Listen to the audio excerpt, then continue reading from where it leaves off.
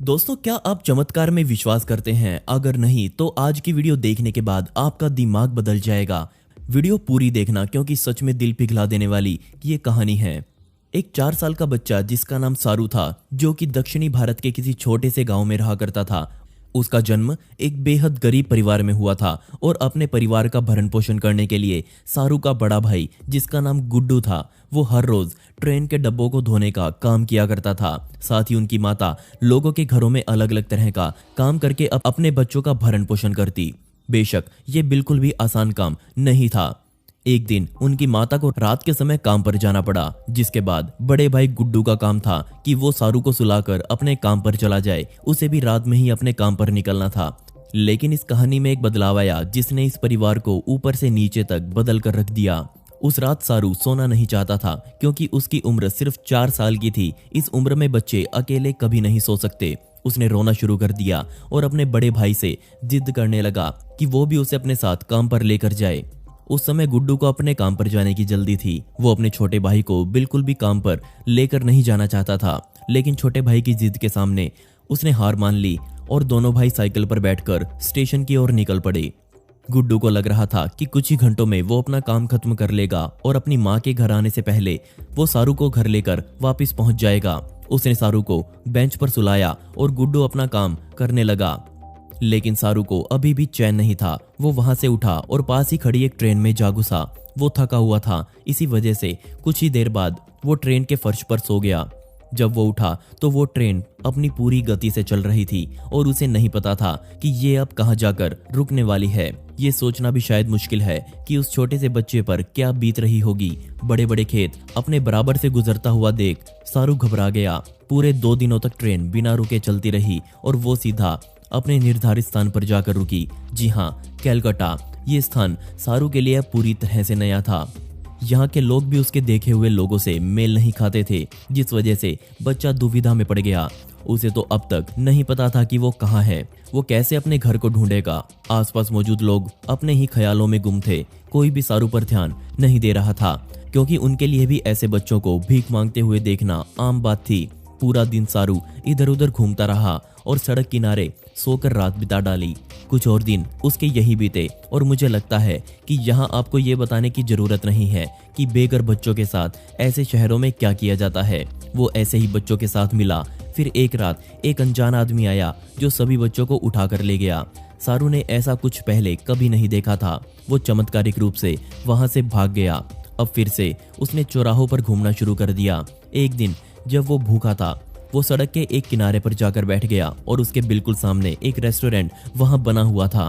खिड़की से उसने देखा कि एक आदमी वहां बैठकर खाना खा रहा है।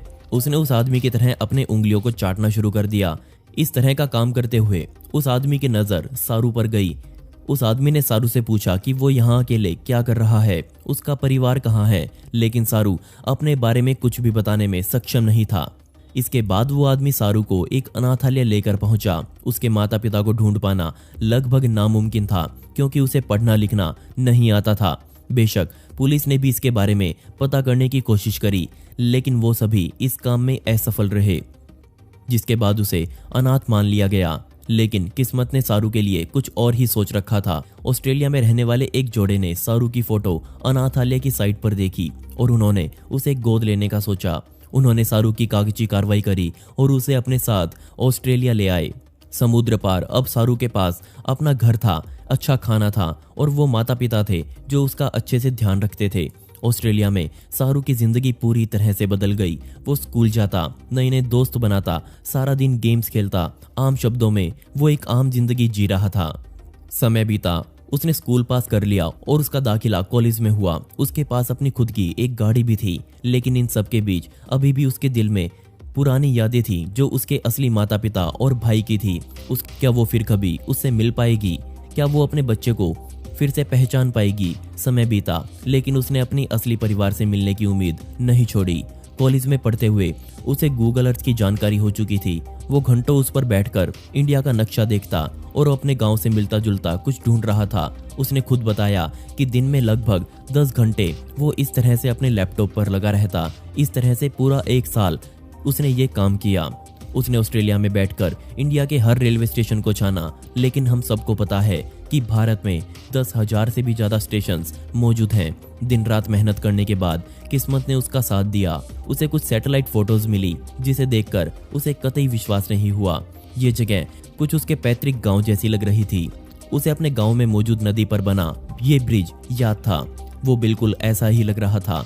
जी हाँ, उसे अब अपना गांव मिल चुका था और बिना कुछ सोचे उसने फ्लाइट पकड़ी और एक लंबे समय के बाद वो इंडिया वापस आया।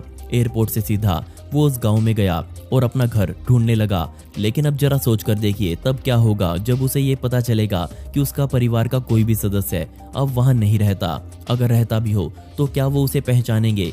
वो इस डर को मन में रखकर चल ही रहा था कि एक बूढ़ी औरत ने उसे गले लगा लिया। उसे नहीं पता था, लेकिन वो उसकी असली माता थी। बेशक सारू नहीं, लेकिन उसकी माता उसे पहचान चुकी थी कि ये सारू है। एक माँ का दिल कभी गलत नहीं पहचान सकता। एक माँ अपने बेटे से पूरे 25 सालों बाद मिली थी, लेकिन सारू के लिए एक और झटका उसका इंतजार कर रहा था। जी हाँ, उसका बड़ा भाई अब मर चुका था। अब आप सोच रहे होंगे कि ये कैसे हुआ, तो ये उसी रात हो गया था जब सारू उस स्टेशन से गायब हुआ था। गुड्डू सारू को ढूंढते हुए स्टेशंस पर इधर उधर भटक रहा था और इसी बीच वो एक ट्रेन के नीचे आ गया, जिसके बाद उसकी जान चली गई। सारू ने बताया कि हर कोई उसे यही बोल रहा था कि वो कभी अपनी माता को नहीं ढूंढ पाएगा। इतने बड़े देश में एक छोटा सा गांव ढूंढना लगभग नामुमकिन है, लेकिन अगर आपके दिल में कोई चाह है और आप उसके प्रति ठान चुके हैं तो यकीन मानिए आपको सफल होने से कोई नहीं रोक सकता। आज सारू ऑस्ट्रेलिया में रहता है। हर महीने वो कुछ पैसे अपनी माँ को भेजता है और आज उसकी माता को वो कठिन काम करने की जरूरत नहीं है जो वो पहले किया करती थी। उसकी माता ने बताया साल में कई बार सारू अपने ऑस्ट्रेलिया वाले माता पिता को अपने गांव लेकर आता है। उसकी माता ने बताया कि कई सालों तक उसने भी सारू को ढूंढने की कोशिश करी, लेकिन वो सफल नहीं हो पाई। उसके पास एक ही चारा था और वो था इंतजार करना, और ये इंतजार पूरे 25 सालों तक चला। कमाल की बात यह थी कि सारू की जिंदगी पर एक फिल्म भी बनी हुई है जिसने पूरी दुनिया का ध्यान उस पर खींचा। और दोस्तों, पिछली वीडियो का शाउट आउट जाता है लोकानाथ बेहरा को, जिन्होंने बहुत ही प्यारा कमेंट किया था। इस कमेंट के लिए आपका बहुत बहुत शुक्रिया।